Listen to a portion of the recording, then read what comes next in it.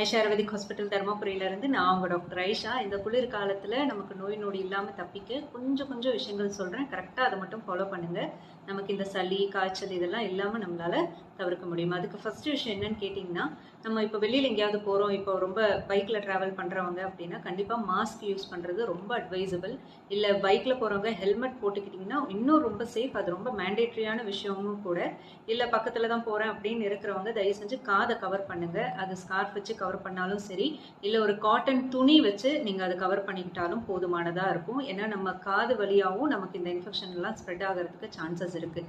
இது ஏன் இந்த பனிக்காலத்தில் மட்டும் ஏன் இவ்வளோ இன்ஃபெக்ஷன் ஸ்ப்ரெட் ஆகுதுன்னா, நமக்கு இந்த காற்றுல இருக்கிற அந்த மாசு பொருட்கள் இந்த அதிகமாக இருக்கிற மாய்ஸ்சர் கண்டென்ட்னால அது அப்படியே அதிலே தங்கிடும். அதே காற்றை தான் நம்ம சுவாசிக்கிறோம். அப்படின்றப்போ மெயினாக இந்த ரெஸ்பிரேட்டரி ட்ராக் இன்ஃபெக்ஷன்ஸ் தான் இந்த டியூரேஷனில் நம்ம நிறைய பார்க்குறது. அதுக்கு மெயின் ரீசனே இதுதான். ஸோ இப்போ குழந்தைங்க ஸ்கூலுக்குலாம் அனுப்புகிறோம் அப்படின்னா முடிஞ்ச அளவுக்கு அவங்களுக்கும் காதை கவர் பண்ணுறதுக்கு ஸ்கார்ஃப் ஏதாவது கொடுத்து அனுப்புங்க. வார்ம் வாட்டர் கொடுங்க குடிக்கிறதுக்கு. அதாவது வெதுவெதுப்பான நீர் குடிக்கிறது அட்வைசபிள் எல்லாருக்குமே. அதே மாதிரி ஃபுட்டுமே 3 நேரமும் கொஞ்சம் சூடாக சாப்பிட்ற மாதிரி பாருங்கள். குழந்தைங்க ஸ்கூல் விட்டு வீட்டுக்கு வராங்கன்றப்போ ஒரே ஒரு முறை ஜஸ்ட் பாடி வாஷ் மட்டும் பண்ணி விடுங்க ஈவினிங் டைமும் வார்ம் வாட்டரில். என்ன மேடம் இந்த காலத்தில் ஈவினிங்கும் குளிக்க சொல்கிறீங்க அப்படின்னா, கண்டிப்பாக வார்ம் வாட்டரில் ஜஸ்ட் பாடி வாஷ் பண்ணுறது ரொம்ப அட்வைசபிள் ஸ்கூல் பிள்ளைங்களுக்கு. ஏன்னா ஃபுல் டே அவங்க அந்த ஸ்கூல் அட்மாஸ்பியரில் இருக்காங்க. ஏதாவது ஒரு குழந்தைக்கு இன்ஃபெக்ஷன் இருந்திருக்கலாம், ஆல்ரெடி சளியோ ஏதாவது ஸ்னீஸ் பண்ணுறதுனால அதனால அந்த இன்ஃபெக்ஷன் வந்திருக்கலாம். அப்போ அவங்க வீட்டுக்கு வந்து ஒன்ஸ் குளிச்சுட்டாங்கன்னா கண்டிப்பாக அதுலேருந்து நமக்கு ப்ரொடெக்ட் பண்ண முடியும். அதே மாதிரி சேம் யூனிஃபார்மை அடுத்த நாள் போட்டு அனுப்பாதீங்க. அது ஒன்று கவனமாக பார்க்க வேண்டிய விஷயம்.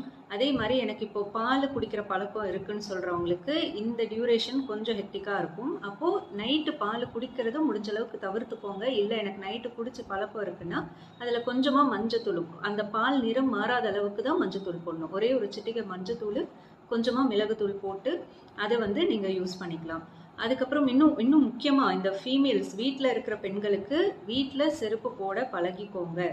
இல்லையா சாக்ஸ் ஆச்சு போட்டுட்டு இருக்கிற மாதிரி பாருங்க. ஏன்னா நம்ம யூஸ் பண்ற இப்போ டைல்ஸாக இருக்கட்டும், இந்த கிரானைட்ஸாக இருக்கட்டும், அதனாலேயே குளிர்ச்சி தன்மை ரொம்ப அதிகமாகும். கால் வலி அதிகமாகிறதுக்கான சான்ஸ் இருக்கு.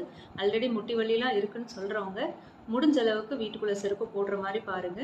குழந்தைங்களா இருக்கட்டும் பெரியவங்களா இருக்கட்டும், நைட்டு தூங்கும் போது காதை கவர் பண்ணுங்க. அதே மாதிரி காலையும் கவர் பண்ணணும். நல்ல பெட்ஷீட்ஸ் எல்லாம் காலை கவர் பண்ணுற மாதிரி பாருங்கள். இல்லையா சாக்ஸ் போட்டுக்கோங்க. எனக்கு கெண்டைக்கால் வலி இருக்குது, நரம்பு இழுக்கிற மாதிரி இருக்குன்னு சொல்கிறவங்க நைட்டு சாக்ஸ் போட்டுட்டு படுக்கிறது ரொம்ப அட்வைசபிள். இதே மாதிரி உணவு பழக்க வழக்கங்களில் மெயினாக ஆட் பண்ண வேண்டியது டெய்லியுமே ஒன்று மிளகு ரசம் இல்லைன்னா கொள்ளு ரசம். ரெகுலராக ரசம் வீட்டில் இருக்கிற மாதிரி பார்த்துக்கோங்க. அதுவுமே ரொம்ப முக்கியம். அதுக்கப்புறம் நமக்கு வேற என்ன உணவில் ஆட் பண்ணலாம்? எனக்கு ஆல்ரெடி வீசிங் ப்ராப்ளம் இருக்குது, இல்லை அடிக்கடி எனக்கு சளி பிடிக்கும் அப்படின்னு சொல்கிறவங்க கஷாயம் குடிக்கிறது ரொம்ப முக்கியமான விஷயம்.